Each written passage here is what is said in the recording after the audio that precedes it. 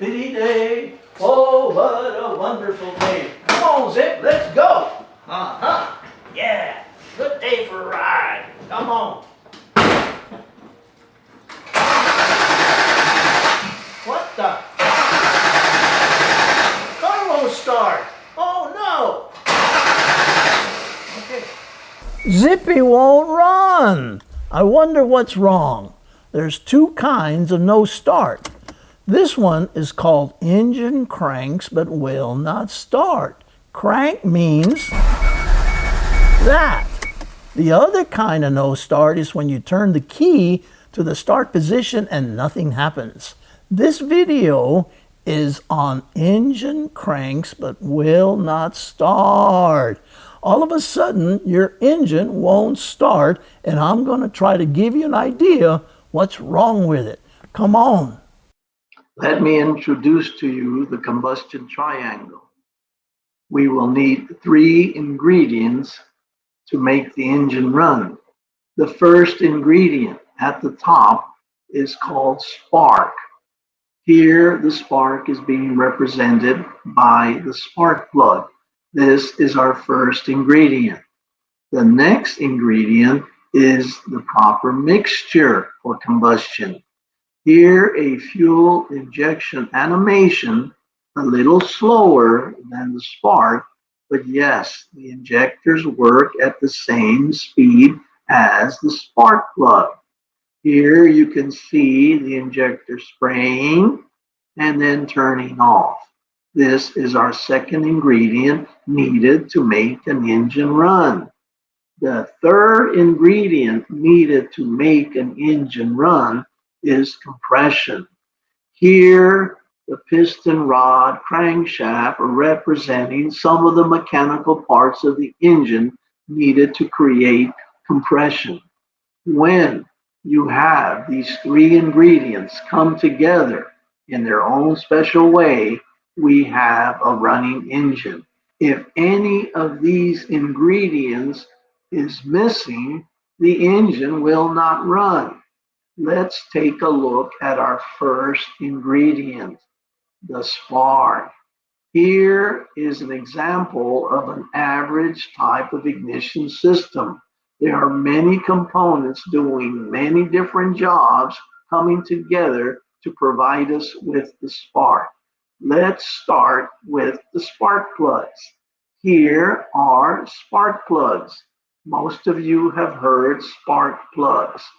Can the spark plugs cause the engine not to run? Well, let's go on.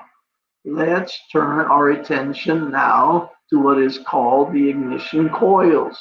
Here, these are examples of ignition coils. The job of the coil is to convert the low battery voltage into the high voltage needed. These are ignition coils.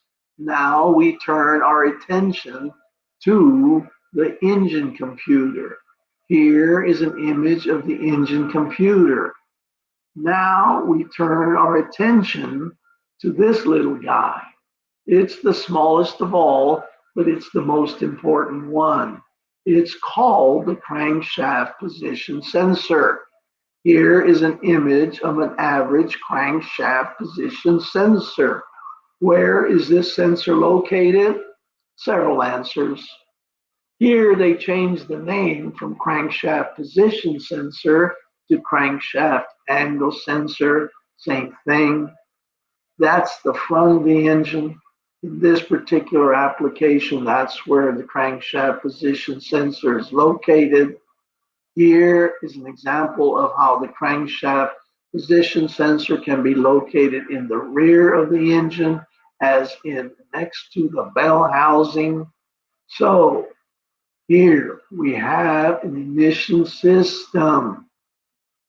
Which ignition component will cause the engine to crank but not start? Which one of these guys? Is it the ECU or PCM as the engine computer? Not in my opinion. Here is a simple test. If you turn the key to the on position and Your check engine light turns on. The computer more than likely is doing its job. If the check engine light does not turn on, yes, you should turn your attention to figure out why the engine computer is not turning on. So, which ignition component is the number one reason that the engine will not run? In my opinion, it is the crankshaft position sensor. It is the most important sensor under the hood. I say that because the engine will not run without it. So, how do you test the crankshaft position sensor? It's not easy. There's three reasons it's not easy. First of all, it can be very difficult to get to. Second, you will need an oscilloscope to check the waveform. Or if you don't have that, you'll need an expensive scanner. The crankshaft position sensor is located somewhere. Rarely is it easy to get to. Most of the time, it is challenging just to get to the wire so you can test the sensor. Who knows how to work this? It's not easy and it's an expensive piece of equipment. Here's another expensive piece of equipment that is necessary to check the crankshaft position sensor. So, what should you do if you think it's bad?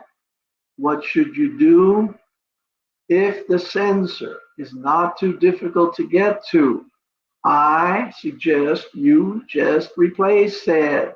If you don't have spark, the number one reason an ignition system is lacking spark is the crankshaft position sensor. There, we gave you an idea about the first ingredient, the ignition system. Let us now turn our attention to the second ingredient, which we call the mixture of air and fuel. Again, this is a fuel injector animation, little on the slow side. Let's take a look at an average electronic fuel injection system. I say that the fuel system is 10 times more complicated than the ignition system because it uses 10 times as many sensors. Why does it need so many sensors? Because it has a very difficult job to do. The job of the fuel injection system is to control the air fuel ratio, and all of these sensors are needed. But let's turn our attention to another part of the fuel system. Let's turn our attention to the fuel pump. The fuel pump typically is located inside the fuel tank, and it's necessary to remove the entire tank to get to the pump. However, some vehicles, it seems like mostly the Asian vehicles, that give you an access panel so you can get to the fuel pump. Here, this one is located in the trunk. Sometimes the access panel can be located under the back seat. How do you test the fuel pump? Probably the easiest way is to take some starting fluid. Well, where are you going to spray it? Well, probably the easiest place to spray it is inside the air cleaner box.